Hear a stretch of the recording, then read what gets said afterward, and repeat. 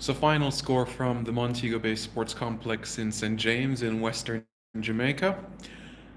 Jamaica 2, the Reggae Boys 2, Bermuda, the Gombe Warriors 0.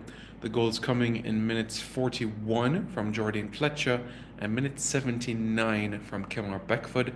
Both players scoring their first goals for Jamaica. Kemar Bushy Beckford scoring on his debut, while Jordan Fletcher scoring on his first start for Jamaica. His third cap, but his first start for Jamaica. So those are the goal scorers. As it relates to the overall performance of the team, you could give them a 7 out of 10. It took them some time for them to open up, and you could say even in the early goings that there was an opportunity to even get on a score sheet earlier. Peter Lee Vassell had a chance inside the box to finish, but instead decided to pass to a teammate instead of go for glory. So that's something that could have been considered as well. Bermuda also had an opportunity quite well in the first half, and Basagi Bascom, Reggie Lamb were those main individuals, but they certainly couldn't really get things going from their standpoint. So, from a Jamaican starting perspective, we went with a sort of 4-3-3 system. Akeem Chambers in goal, and in defence, Fabian McCarthy, Ladale Ritchie, Ajani Talbot, and Ricardo Thomas. A midfield three of Peter Lee Vassell, Lamar Walker, and Kevon Isaacs, and a front three of Andre Clennon, Kemar Beckford, and Jordan Fletcher. This was the starting 11 for the Jamaican team. We also saw a couple of players coming onto the park as well. For an example, we saw Anglin making an appearance for Jamaica. We also saw Chevon Marsh coming on, Messi getting half an hour. Kemal Malcolm had an opportunity as well to get on the score sheet. So a few exciting moments. I feel that it was good to see those players getting an opportunity. And after the game, Jerome Wade said that from a local player's perspective, it certainly gave the coaching staff, the technical staff, a head scratching sort of moment. So it's left to be seen if, with the spread of the virus, if there will be a friendly international at the end of this month. Roy Simpson said that it's a wait and see for right now if a match will be arranged on March 30. So it's just about waiting and seeing, as he says, and we'll be able to see if the Reggae Boys will be able to have a match. Any update on Campbell trial? RTS Vibe says, I understand that he did very well in the trial, extremely well. But as you know, Italy, he's going to be quarantined when he comes back to Jamaica. But I understand that he did exceptionally well. How did Peter Lee Vassell play? It wasn't his best performance. I think on the ball, he showed exactly what he could do.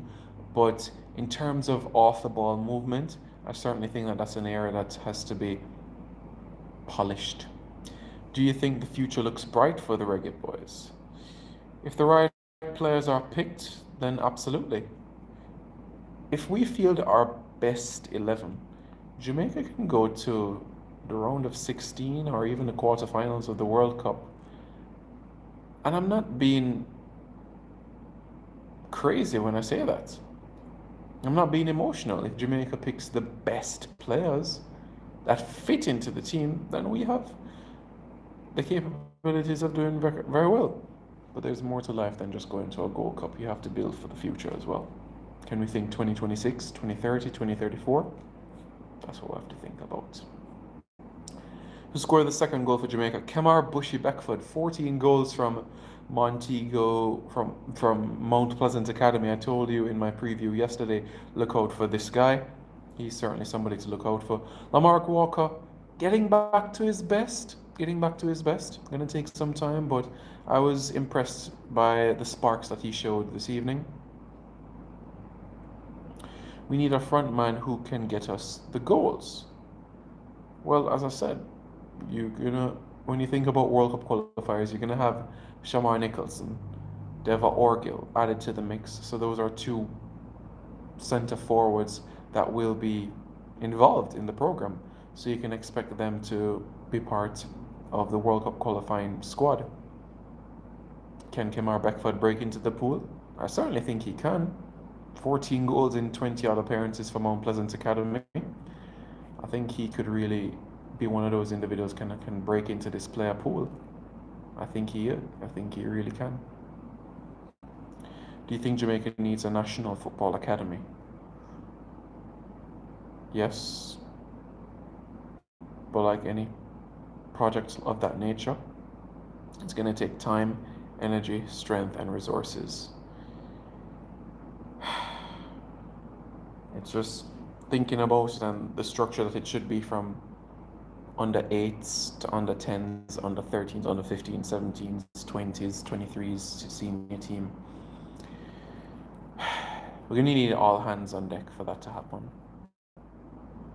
That's what we're going to need to do. Sean Laws came on for about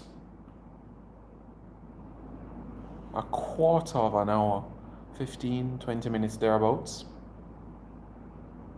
He didn't really get involved that much, but I was impressed with a few moments from the wider areas that he did.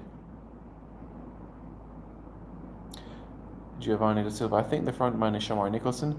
I mean, he has bagged 8 to 9 goals already for Sporting Charleroi. Yes, he already has 9 goals in 20 odd appearances. And just a reminder for Dwight Spencer, starting 11 for the game, a 4-3-3, Akeem Chambers in goal. And by the way, in the second half, Dennis Taylor came on to make his debut for Jamaica and made a good save off Reggie Lamb. The back four was Fabian McCarthy, Ladale Ritchie, Ajani Talbot, and Ricardo Thomas. Midfield three of Peter Lee Vassell, Lamar Walker, and Kevon Isaacs. And up top was Andre Clennon, Kemar Beckford, and Jordan Fletcher. As far as the overall performance is concerned, as I said, I give the team a 7. At a push, a 7.5 based on how the team responded after scoring the goals. You could feel that there was a bit of a momentum and they were pushing to get to double that advantage or triple that advantage in that, especially in that second half. But certainly it's the core. If you had to say which player or which core would I put involved in the World Cup qualifiers in August, these are the players that I would put part of the pool for World Cup qualifiers. Lamar Walker, Peter Lee Vassell, Kemar Beckford. You're following with me, right? I hope you still are following me. Kevon Isaacs. I want to see one more game from Jordan Fletcher. I want to see one more game to see if he can really do this on a consistent basis. He's coming from a difficult time. He was in junior college in the States. He got into a car accident in Jamaica. I want to see him back at his best. I spoke to him after the game. He says he's getting there. It's taking time. He says 2 more games and he think that he can be able to say, if he can get one more 70 minutes in an international, I think we'll be able to see exactly what he can do. The transition from midfield to forward, did we have a lot of cutting passes? No, we didn't. A lot of our build-up was counter-attacks and wide players swinging in crosses into the box. Quite unfortunate though that Kemal Malcolm wasn't able to get on the end of one of those crosses. I believe that if the team gel and work as a cohesive unit, we can qualify for the World Cup.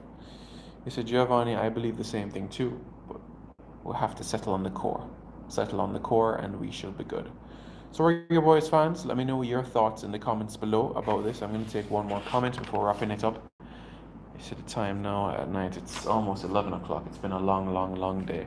A long drive to Montego Bay, a long game and everything. But everything, all is well. In terms of our style of play, I think we should be dynamic. We shouldn't be only counter-attacking. We shouldn't be only playing a number 10 and squeezing the ball through to our number 9. We shouldn't be only whipping in crosses to Shamar Nicholson to head into the goal. We need to be experts at multiple systems because we're coming up against opponents with different styles of play. And when you're in a game and you don't have any other option, you need to pull at something. You have to pull a wild card trick.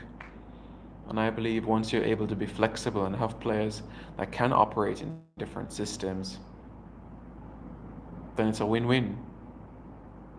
You know, you're playing Mexico at home, 90 plus 6 minutes. The game is 0-0. You need a win to book your spot to the World Cup. We tried to play through the middle. We tried to whip crosses into the box. We tried the counter attacks. What about the set pieces? Bring on 6'3" Ricardo Henning into the box. Kemar Taxi Lawrence whips the ball in. Henning heads the ball into the back of the net. Different styles are needed. We certainly need it for sure. Yeah, the only disappointment for me was that, yeah, Kemar Malcolm, lively, lots of energy. That's what I believe. Thank you very much, guys, in the comments. What I'll say from this, the only thing from a disappointment standpoint was the lack of support at the Montego Bay Sports Complex. But you can understand, especially the fear with the COVID-19 virus across, well, I don't want to say across the island. There's only 2 confirmed cases, but you can understand the fear amongst people as a result of that. But I was quite disappointed because Western Jamaica, they love their football. And I can say right now that Western people, even though the support wasn't outstanding tonight, they not only love their football, but their knowledge of the game is absolutely brilliant. I would even say better than the knowledge of people in the corporate area about the game. They follow every player. Every player that comes on the park, they can say, yeah, that's a Cavalier player, that's an Iron player. Yeah, sorry about that, guys, but let me just say Western Jamaica is outstanding on this end. Hope you guys enjoyed the video. Have a good evening, and we'll be in touch. Take care.